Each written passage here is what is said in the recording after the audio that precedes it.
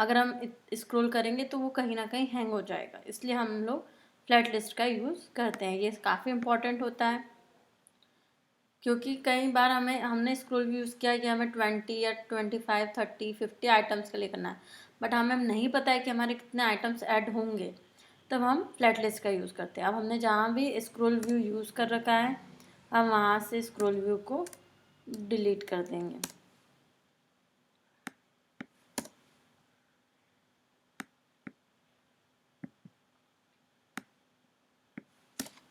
और यहाँ पर हम लोग फ्लैट लिस्ट लिख देंगे। तो हम यहाँ पर इस व्यू की प्लेस पर हम लोग यहाँ पर इस व्यू के प्लेस पर फ्लैट लिस्ट लिख देते हैं।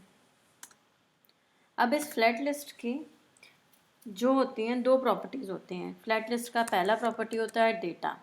जो इसका डेटा प्रॉपर्टी वो क्या यूज़ होता है, जो डेटा प्रॉपर्टी होता है उसमें हम इनपुट डेटा या एरे को पॉइंट करते हैं। अब हमारे पास यहाँ इनपुट डेटा या एरे पॉइंट करने के लिए क्या है, हमारे पास तो एरे है, उस एरे को हम क्या बोलेंगे, course goal.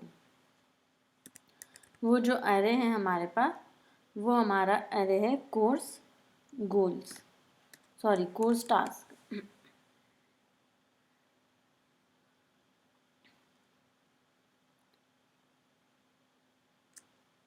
This is called जो हमारा है वो है हमारा लिस्ट टास्क। ये हमारा लिस्ट टास्क है, ये हमें आउटपुट देगा, इसीलिए हम लोग डेटा का यूज़ करते हैं। ये जो भी हमारा एरे है, ये एरे हमें आउटपुट देता है।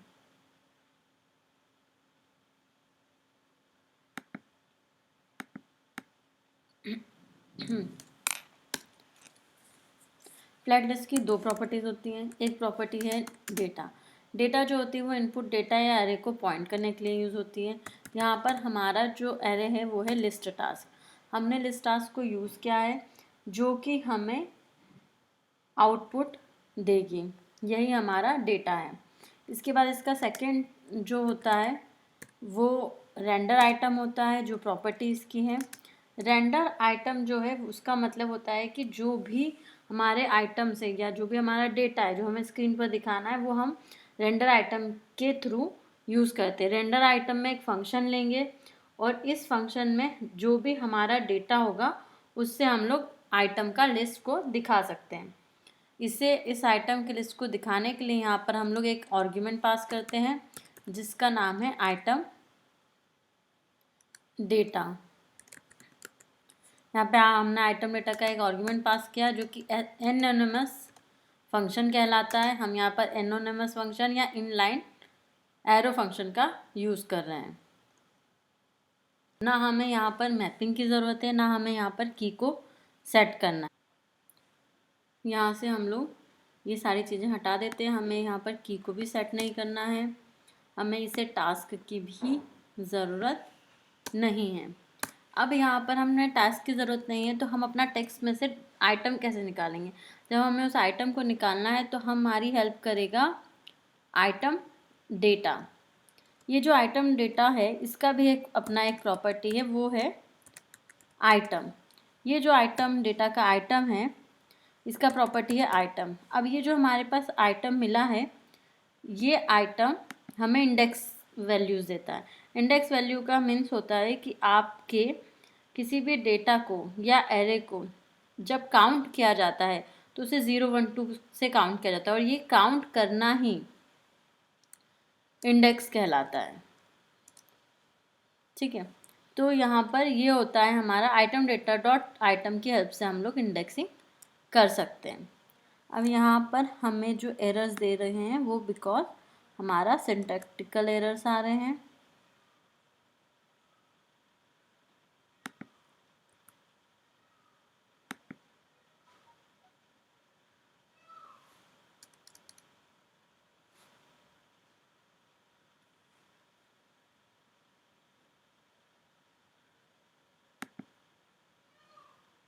ये हमें यहाँ पर हमने फ्लैट लिस्ट को क्लोज कर दिया।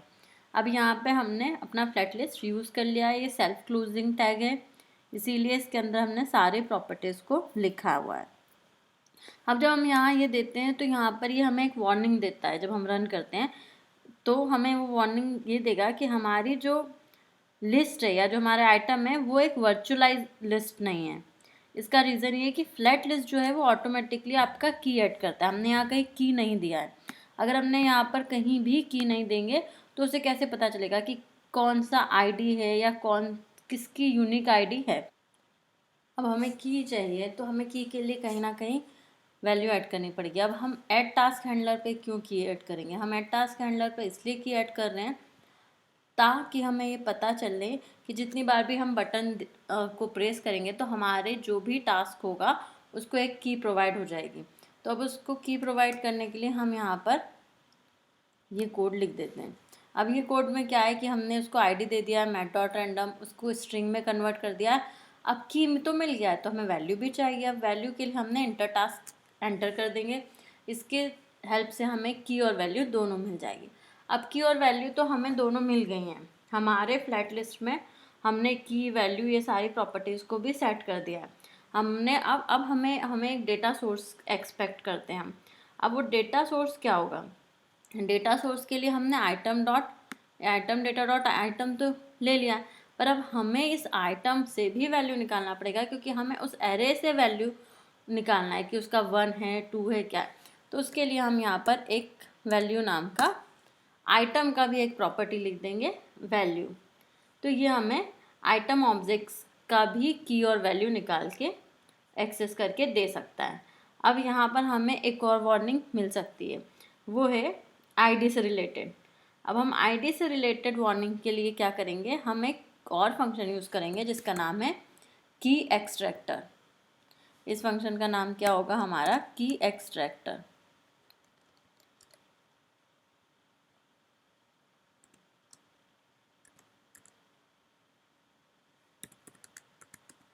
ये हो गया हमारा की एक्सट्रैक्टर नाम का एक और फंक्शन। इस की एक्सट्रैक्टर नाम के फंक्शन से क्या होता है? इसमें हमारा आइटम से हम की को एक्सट्रैक्ट करेंगे। जो भी हमारा आइटम हमारे पास है उस आइटम से हम लोग की को एक्सट्रैक्ट करेंगे। उसके जो आर्ग्यूमेंट्स हैं वो 2 आर्ग्यूमेंट्स हमारे पास क्या होंगे? पहला आर्ग्यूमेंट होगा आइटम और फिर दूसरा आर्ग्यूमेंट होगा हमारा इंडेक्स। ठीक है। अब इस इंडेक्स और आइटम जो हमारे आर्ग्यूमेंट है वो हमें उस आइटम डेटा से की एक्सट्रैक्ट करके देगा। और ये जो की होगी या जो हमारा यूनिक आईडी होगा वो हमें मिल जाएगा। यहाँ पर हमने ये फंक्शन लिख दिया है, एरो फंक्शन। ये इनलाइन एरो फंक्शन है या एनोनिमस एरो फंक्शन है जो कि हमें आइटम डॉट आईडी को दे रहा है।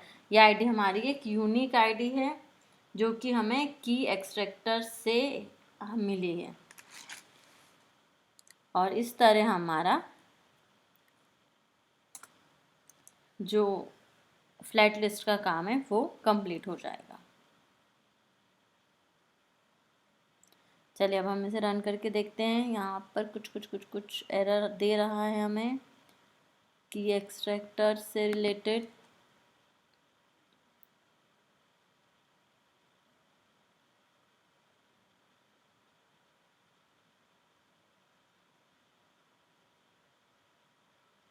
अच्छा, ये हमें इसलिए ये एरर दे रहा है क्योंकि ये की एक्सट्रैक्टर है वो बाद में है। अब वो बाद में तो उससे आइटम वगैरह कुछ भी नहीं, आईडी नहीं समझ में आ रहा है। ये जो होगा वो हमारा डेटा के बाद में लिखा जाता है, इसलिए हमें ये एरर दे रहा है। अब हम इसे रन करके देखते हैं। हम इसको जब रन करेंगे तो इसमें कोई और नया कुछ नहीं आएगा, ये सेम स्क्रॉल व्यू की तरह ही काम करेगा। पर अगर ये हमारा 20 से ज़्यादा होता है या 50 से ज़्यादा होता है, कई बार ऐसा होता है कि एपीआई में कुछ इतना आइटम आने वाला है, कुछ इतना डेटा आने वाला है जो हमें पता ही नहीं है, तो हम क्या करेंगे? तो उस टाइम के लिए ये हमें फ्लैट लिस्ट हमारे हेल्प करती है। अब फ्लैट लिस्ट हमें यूज़ करना है तो हमें एक बात हमेशा याद रखनी होगी कि फ्लैट लिस्ट कितनी भी लंबी हो उस लिस्ट के लिए हम यूज़ कर सकते हैं। इससे ना हमारा डेटा कभी हैंग होगा, ना ही हमारी एप्लीकेशन लिस्ट के कारण, स्क्रॉल व्यू के कारण क्रैश होगी। पर अगर हमारा की नल जाता है तो हमारा एप्लीकेशन क्रैश हो सकता है। चलिए अब हम नेक्स्ट जो वीडियो है उसमें देखेंगे कि हम कैसे कस्टम कंपोनेंट बना सकते हैं।